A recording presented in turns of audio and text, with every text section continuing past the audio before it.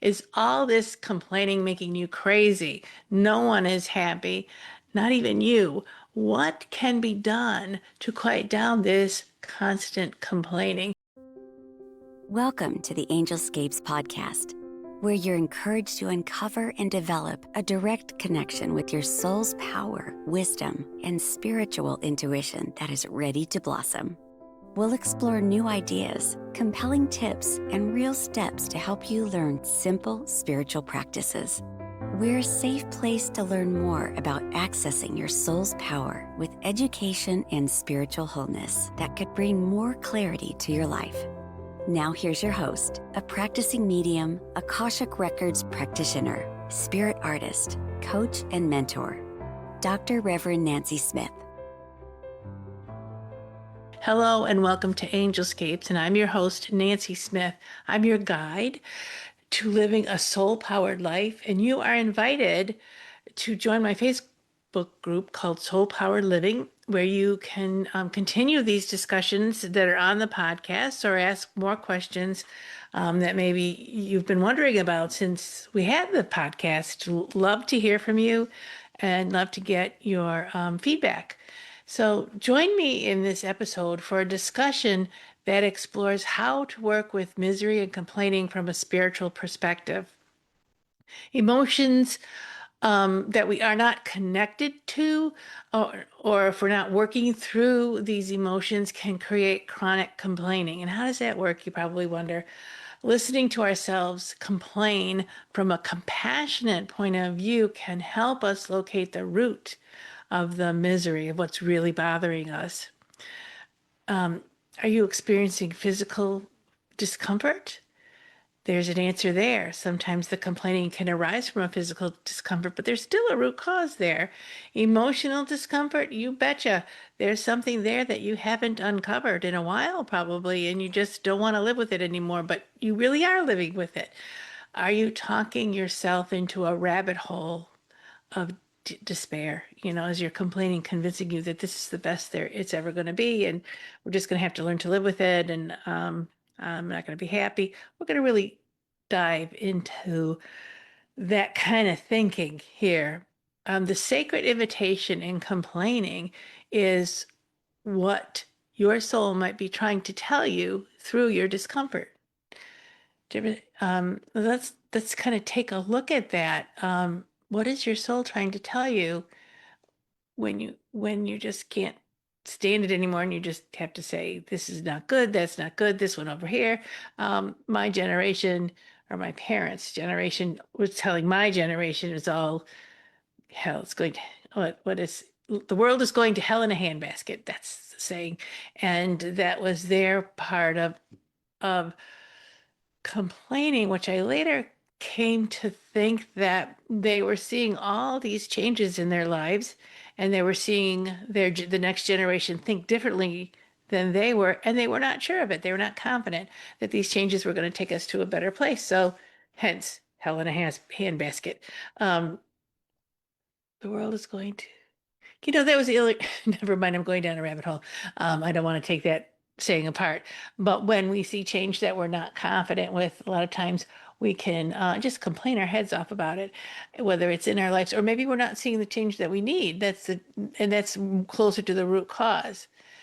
So if you've been complaining more than usual, or someone in your life seems to be stuck in a loop of frustration and constant complaining, you're not broken, but you might be ignoring something that really needs attending to, seriously, and needs to be heard.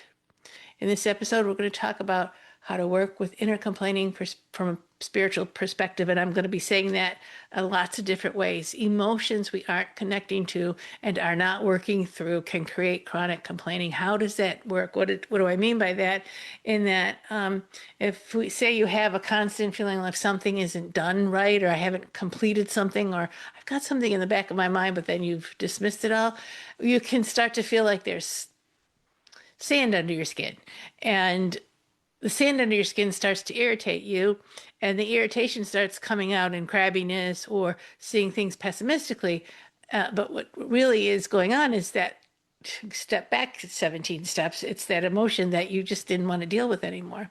Guess what? You're still dealing with it, or you're still not dealing with it, and it's still in your life. You did not make it go away. Emotions are energy in motion. And when we ignore them, the motion continues. The energy stays until it's resolved, until it's heard. Um, so important. And I teach that in all of my classes, and I teach that in my mentorships as well. The next bullet point on my list is listening to ourselves complain from a compassionate point of view can help us locate the root of what is bothering us.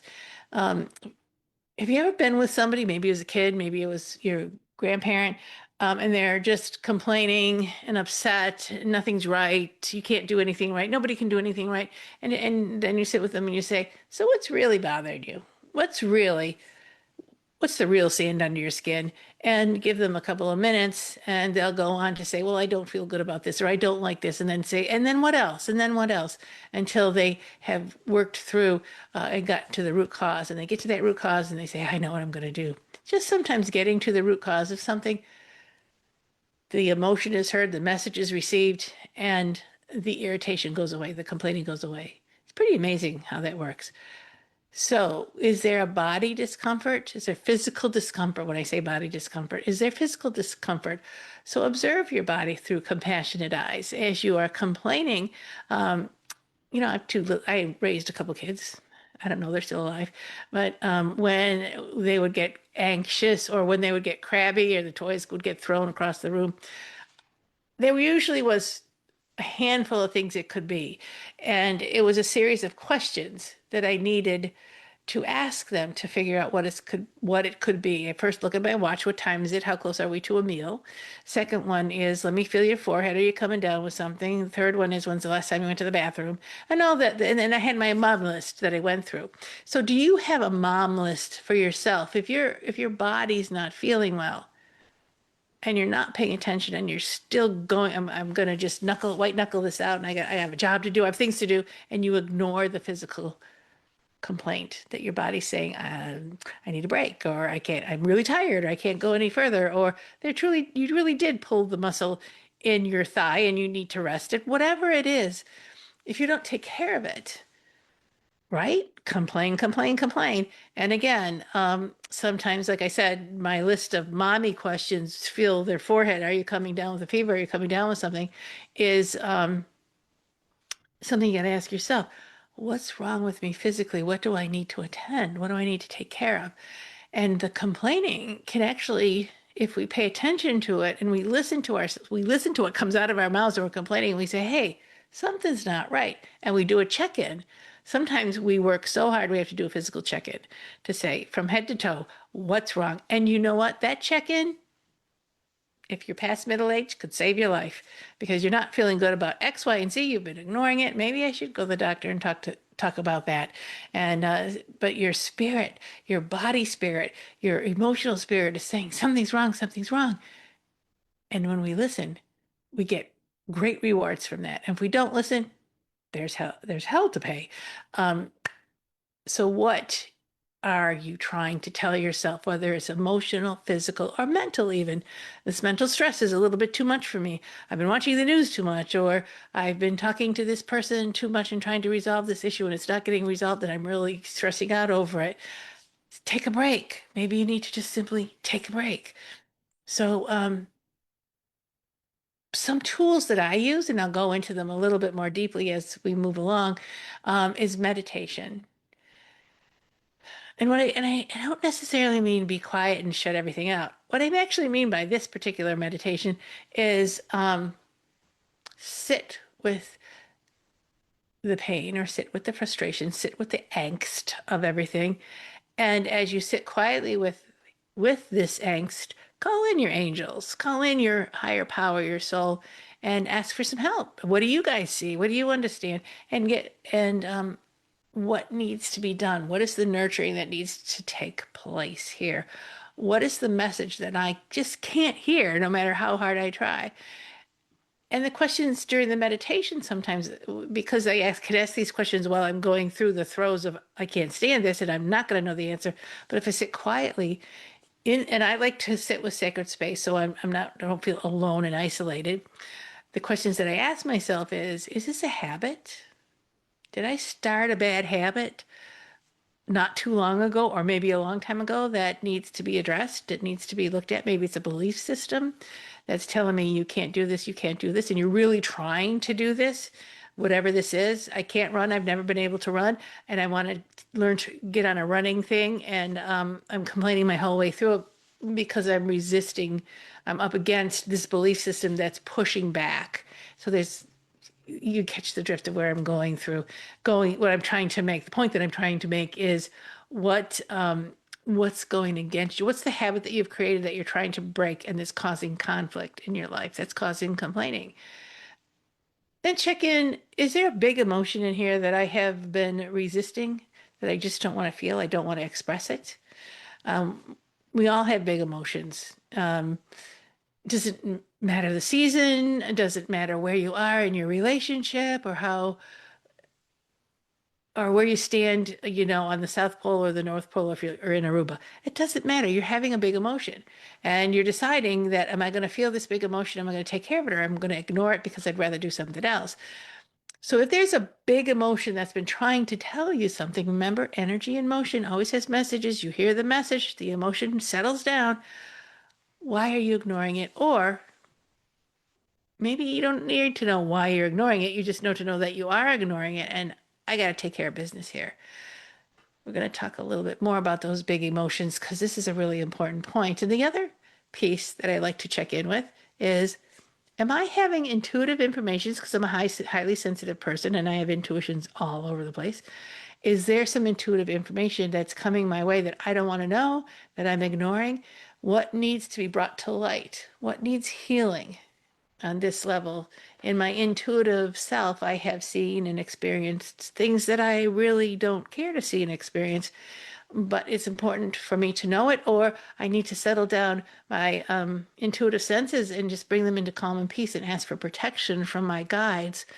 Any number of things. Sometimes when I've given a whole lot of readings, I leave the back door open and all this information is coming in that's not necessary for me. And I need to learn to shut my auric field down, or quiet myself and say, not that, not now. I'm not, that's not my job, kind of thing. But we left the back door open. So the cats are getting in, kind of thing. So the other piece that I want to kind of talk to you about complaining is to ask, um, when we're chronically miserable, what are we telling ourselves? What belief system are we supporting within ourselves? And on the other hand, what is our soul trying to tell us?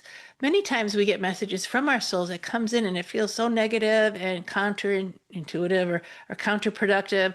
And it's hard to believe that that is actually a message coming from our higher power. But that's the only way our higher power can get through to us, is maybe catching our attention and making us miserable. So both ways, what are you convincing yourself of that you really don't believe in? Or what information is your soul giving you that's telling you you are standing on the train track, get off?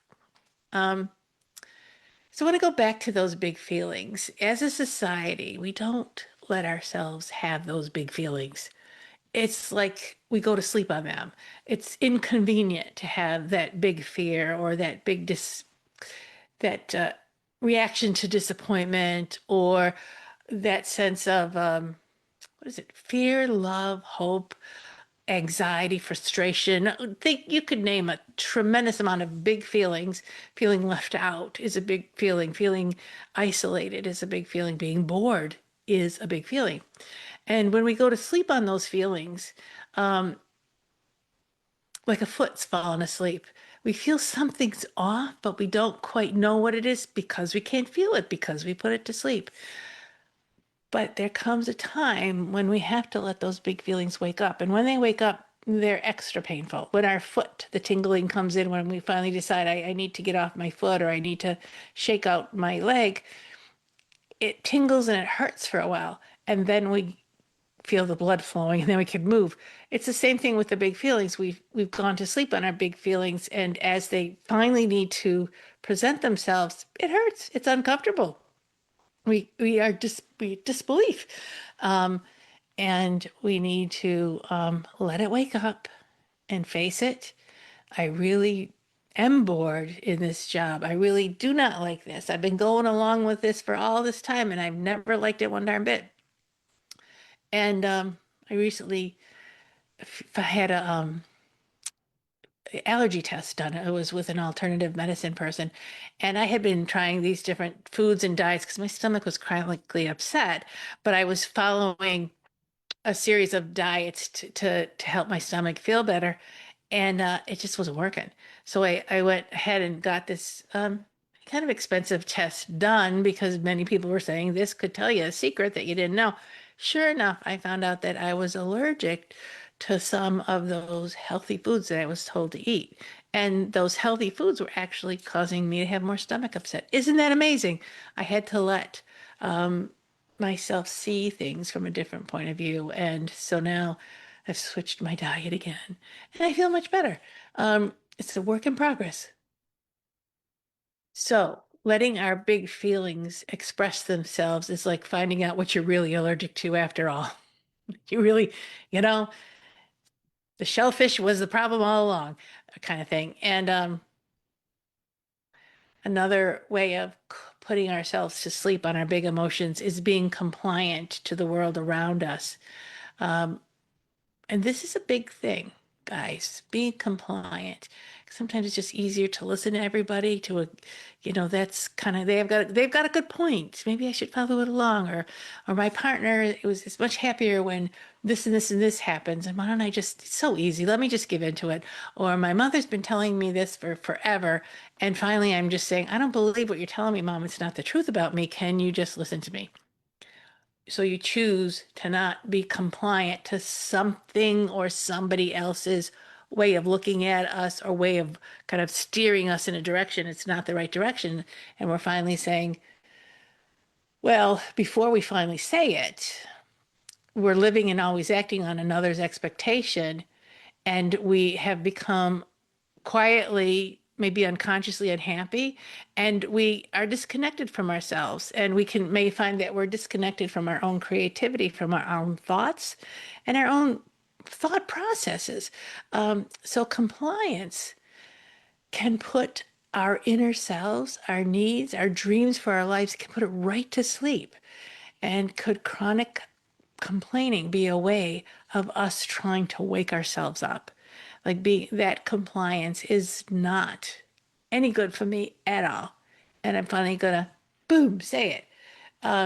Because living a life that's an awake lifestyle, an aware self, knowing how you feel, knowing who you are, knowing what your creativity is so important. And people who are living in those kinds of lifestyles don't complain all that much. They may have a lot of things to say. They may have a really clear, concise understanding of pain in their lives, but I see that people who are aware and awake tend to take action on things that are not good for them. And usually it's good action that's in the benefit of everybody because they're compassionate, loving, caring, kind, breed people when you're aware and awake, generally speaking. But if you're sleeping on the job, on all your big emotions and all of your dreams and all of your ways of seeing the world and experiencing the world and your own creativity, then that's where chronic complaining comes in. And when I hear somebody complain a lot, or when I hear myself complain a lot, I'll say, you are not on the right track here. Let's find out what's really bothering you. What are you accepting that's not right for you? We have heard over and over that our thoughts create our reality. And this is a real big thing about the law of manifestation and abundance and the supply of the universe.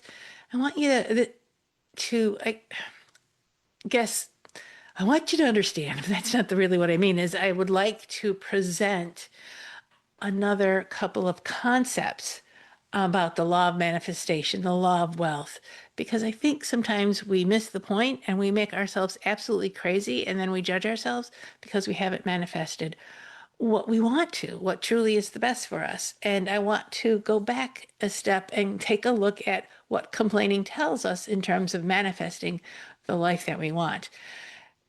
The belief is that we must be happy to manifest things in our lives. But what if we just aren't feeling it?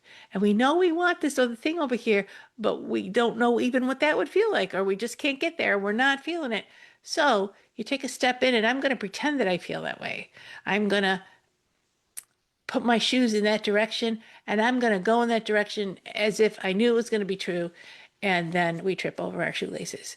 What's going on there? Well, when we have sad and repressed feelings, when we have big emotions that we've put to sleep, I always wonder, what does the universe hear the big emotions and the sadnesses instead of what we want the universe to hear us? How big are the universe's ears? Well, it's all energetics. So if we have a ton of suppressed emotions going on inside of us, when we're not cued into our big emotions, when we're totally in compliant to things that aren't right for us, and then we ask for something that's in alignment to the compliance instead of to alignment with ourselves, the universe has few choices it needs to make. And the universe waits for the cues from you. What are you ready to receive? What are you ready to learn?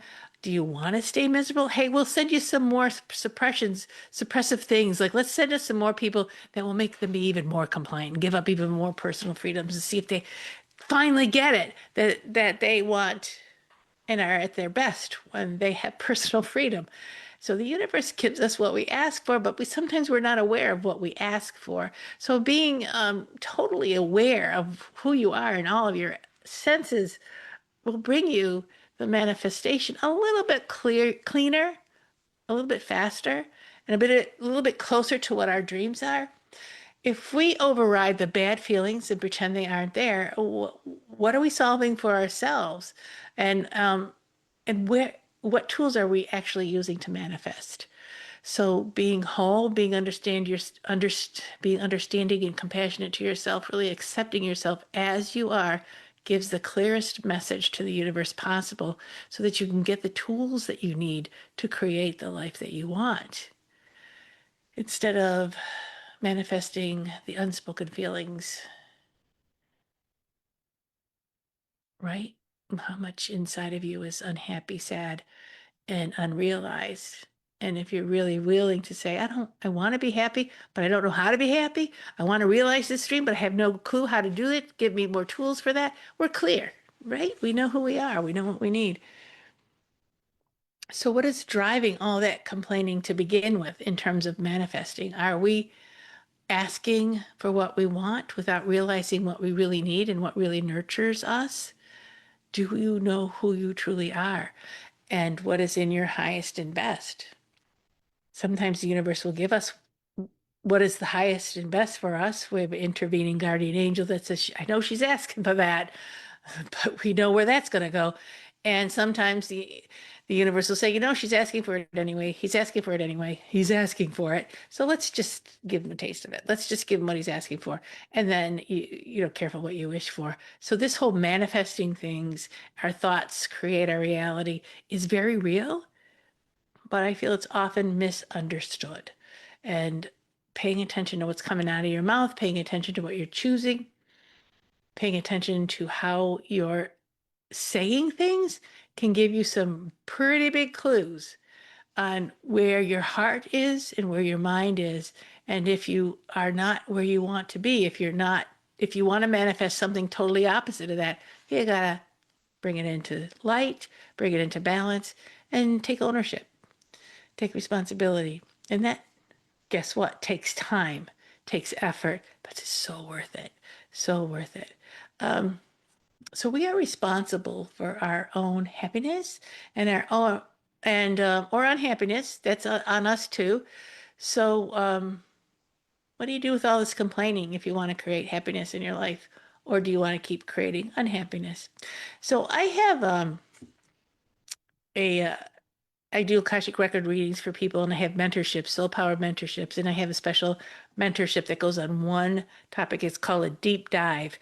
And we spend about a month jumping into that one issue and really taking it apart to see, how do you really feel about this? Where do you really want to go with this?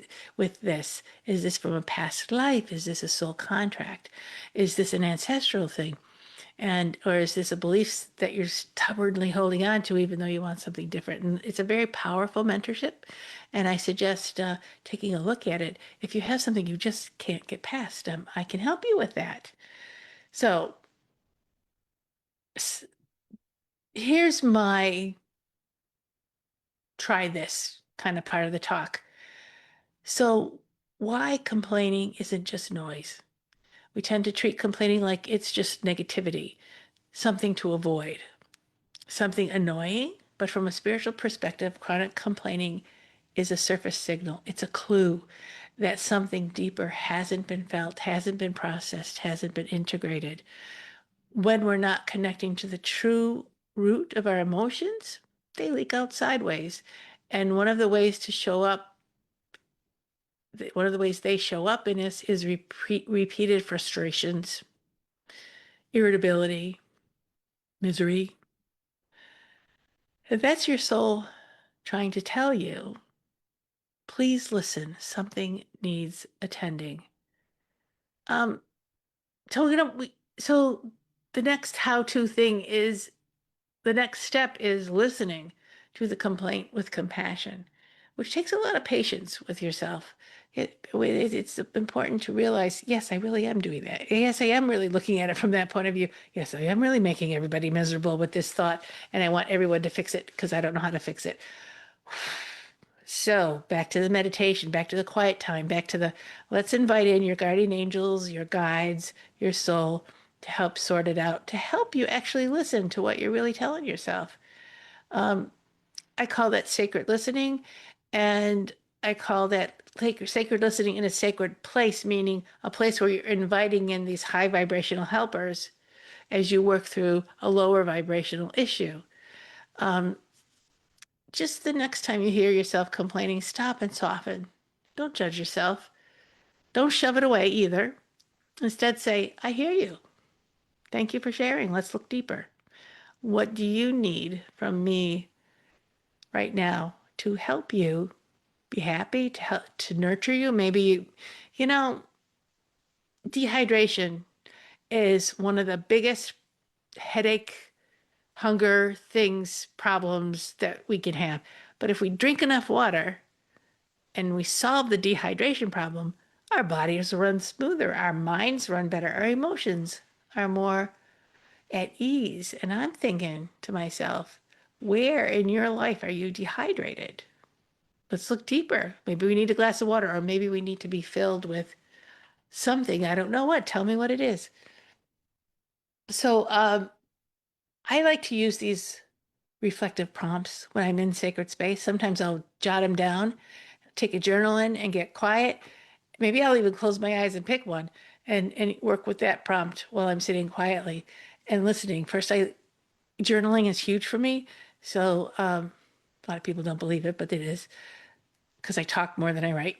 But write down the complaints as you hear them coming out of your mouth, as you hear them coming out of your body. Just write down, and she said this said this, and I can't believe this is going to happen. I want you to write the negative things down, the complaining things down, and I want you to fix it. I want you to listen. And as you listen, I want you to pay attention and ask, what emotion is underneath this complaint as I'm writing it down?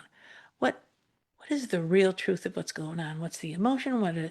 And then where do I feel this in my body? Maybe you're feeling it in your left shoulder, lower back. Oh my gosh, I've been having this lower back problems all this time. And guess what? That complaint is coming right out of my lower back. Um, and as you look at that discomfort in your body, ask, is it tight or is it numb? Sometimes I ask, is it what color is it? What texture is it? Does it have smell? Does it have a temperature? And then I ask my body to tell me what it's trying to tell me. I'm really listening to you. I'm interested in hearing how you're feeling and what you need. And then another question that I ask, and I've been saying this throughout this whole episode is, am I suppressing a big feeling? What is the big feeling that I'm sitting on? I had to sign some legal papers. I still haven't signed them, but I'm up to signing some legal papers, and I was really, really anxious about what they were. I didn't really understand what I was trying, what was being asked of me. And I finally realized that my crabbiness was all around, and my nightmares all around these legal papers. And I had to have some really uncomfortable conversations to get more information and then to understand what did I want and what I needed to put forward. And I tell you what, it was a painful process, but it was worth it. And once I got to, oh, I understand now what this is all about, the nightmares stopped and the anxiety of that issue stopped. Um, Another, for me, this is a big question that I ask myself if I'm irritated and anxious and pacing the house and I'm not quite sure. And I want you to understand that you too are an intuitive person. Is there an intuitive piece of information coming that my way that I need to pay attention to? Maybe my intuition is telling me you need to not engage with that. It's not good for you. Or duck, get out of the way. This isn't going to help you. You can't do anything about this. Or I want you to pay attention. It's in your well being to make this change, or call a friend and tell them to blah, blah, blah, blah. That I don't like doing that unless somebody's asked, but sometimes you just got to call a friend because you just know something's up. And then again, the one of the very self reflective things where you got to get real honest with yourself is this a pattern? Is this a habit that I picked up from everybody I'm working with? Is this a thought pattern that I picked up by listening to all those comments on social media? What is this habit that I have developed? And is it good for me? This is a good habit for me. So let your complaints become a doorway, because behind most complaints are real needs, a piece of truth that you haven't realized yet, you haven't let yourself feel it yet. And being a sage, it's all about living in the truth, but really being a human being, it's all about respecting where you really are coming from, who you really are, what your expertise is. And sometimes you're meant to take your level of expertise and increase it. And it's a very uncomfortable place, but you just know that it's time now. You need to do it. So when we don't feel the big feelings, it's another step in this. If you choose not to feel the big feelings, where does it take you? In our culture, I said that earlier, we're deeply disconnected from our big emotions because, for so many reasons, because they're inconvenient, because they aren't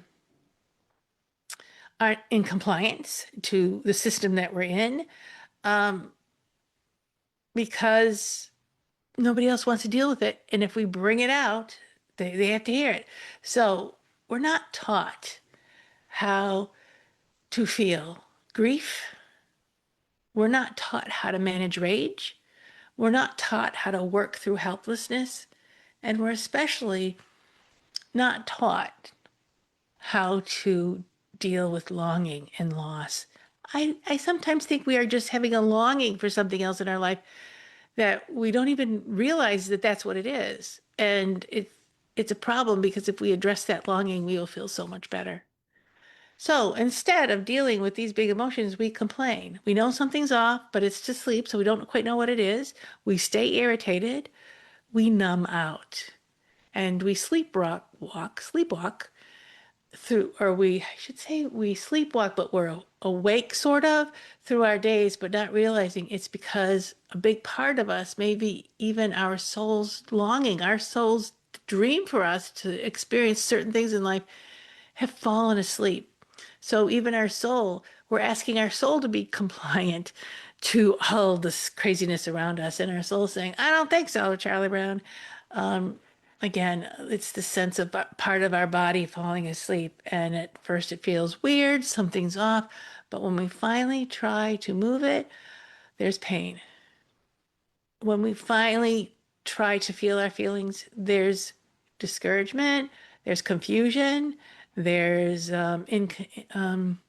so your self-worth goes down because I'm not sure what I'm feeling, so I must not be a good person. And all that stuff is socialized, it's been trained. And just love yourself. I'm There's something in here that I need to find out about myself, and I'm going to love myself enough to do it. I'm going to love myself to feel uncomfortable so that I can do this. So waking up can hurt. It can be very uncomfortable. You may feel like, I don't know who I am. I don't know where I am. But it's the first step back to aliveness, to being alive, to being open and aware. I'm going to tell you a story, kind of fits those three steps that I talked about. Is I oh, years ago, my kids were young. I had made a choice decision that we needed to split up. A divorce needed to happen. There was too much conflict. There was too much negativity. That's I don't need to go into the whole thing. But when I got the divorce, when we divorced, I was no longer seeing the children every weekend, and I really missed them. And I thought maybe I had made a huge mistake going through this divorce. Um, I wanted a peaceful, healthy family situation, and I only had it half the time. And I was frustrated with myself. I was angry with myself, and I thought I had done my kids a real big disservice. And as a result of my own second guessing, I didn't sleep. I got a really bad case of insomnia that went on for months. I was just walking on fumes there. Not enough sleep, not enough clear thinking because there wasn't enough sleep. So what I started to do, I was raised Catholic, and we said the rosary a lot when we were taught to say the rosary. And when I was younger, I did say the rosary, and I brought the rosary back, and I thought that the repetitive prayers would help me fall asleep. And one night, the repetitive prayers put me in like a trance state, kind of like another world, but not asleep. And this amazing vision came up, and it was a woman, and she was standing on top of. There were three red dirt hills. She was standing on top of one of them, and she started to talk to me. And she reached down into the dirt and she carved my children's names out of the dirt. And one by one, she handed me the letters, the dirt letters. This is funny. She goes, "You were given these children to care for. They've come from the earth, they come from me, and they're going to return to the earth, return back to me. So they're only yours for a short while. But their path is not your path. You help them on their path, you be true to your path, but you can't keep them from having the experience they came here to experience." And it kind of was a wow moment, sort of taking the responsibility that I was trying to control, taking away from me and putting me into a more responsive place, more responsible of with responsive to what's going on rather than controlling what's going on. And then she said to me, "I want to tell you something else." She's been saying the rosary, and she reached inside of me. Now, at that time of my life, I really had a hard time articulating what I was feeling, what I was going through. I second guessed everything that I felt, everything that I wanted to say before I said it. And I also had this training from praying in the some of the Catholic tradition of having to be clean and pure so that God would hear me and understand. So hence the rosary. She reached right inside of just under my ribs into that kind of solar plexus, into that place where we always have the nerves are always jangled in there. I swear we could be dead and there'd still be a nerve jangling around in there. And she reached out and she took all the words that I hadn't said and she said them out loud. And I felt such relief just having those words be said. That's how I truly felt, what I truly saw, what I truly was desiring. And I felt such a relief with not only saying those words, but having someone spiritual. And I felt like it was the Sacred Mother recognize them. And she says, "Sweetie, I can't help you if you're not going to tell me what the problem is. You say all these beautiful prayers and they're lovely and I love hearing them, but I need to know what you're really feeling. I need to know where you stand. I need to know what's really pushing your buttons, and then I can help you." And that was, I swear, the biggest opening of prayer, understanding prayer and how it works. That for me, it changed everything for me in terms of connecting and communicating with that beautiful higher power that I was asking to help me. They want to know who I am. They want to know what I'm really, really feeling. And so the prayers shifted from complaining to expressing, which I thought expression was complaining, because I grew up with Another Catholic thing. And I think this is not just, I think it's my parents' generation and my generation. Maybe it still exists, but if you don't have anything nice to say, say nothing at all. And so I took the path of I'm not saying anything because I think it's going to be misconstrued as a complaint instead of I really need this. So I started to judge myself whenever I thought of something that was contra indicated for me or it was going against what my mom and dad wanted. I just zipped it up and did what, and I did not say how I felt. I did not express myself. It was a problem because I wasn't talking in school. I was just, where is Nancy? But I was judging myself so deeply, thinking that every time I had something what I thought was negative or what I thought my mom and dad would think was negative, I shut it down. So Nancy went away. And I didn't learn how to solve problems. I didn't learn how to resolve big emotions. I just learned how to stuff them down. And that I still go through that now even. And I think there's a lot of people who could relate to that.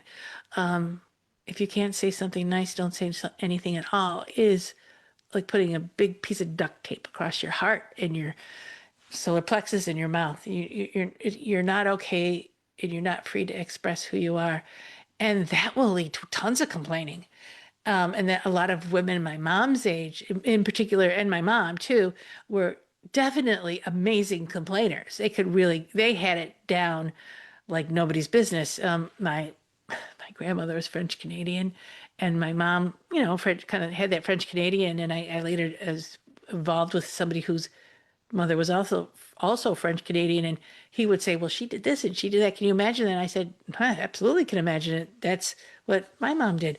They were raised to be in total compliance and could not express who they really were, so they were massively masters at complaining. It could bring you down to nothing, and they could bring you down to dust in 3 seconds because their sense of who they were as a sovereign, sacred being was totally out. It was, I think, it was pounded out of them in the law of compliance. In that generation, women have no rights, they have no words, and so it came out sideways in my parents' generation, and I think it's still happening now. To be honest with you, I don't think we've totally figured out how to let women speak their hearts or speak their souls or live their souls, and we don't let men do it either.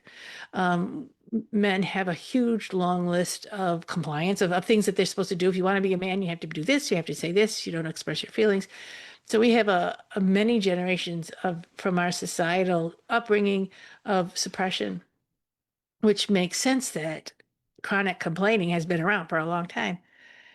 So when that door opened to me and the Sacred Mother said, I want to know how you feel, I want to know what you need, I want to know what you're experiencing.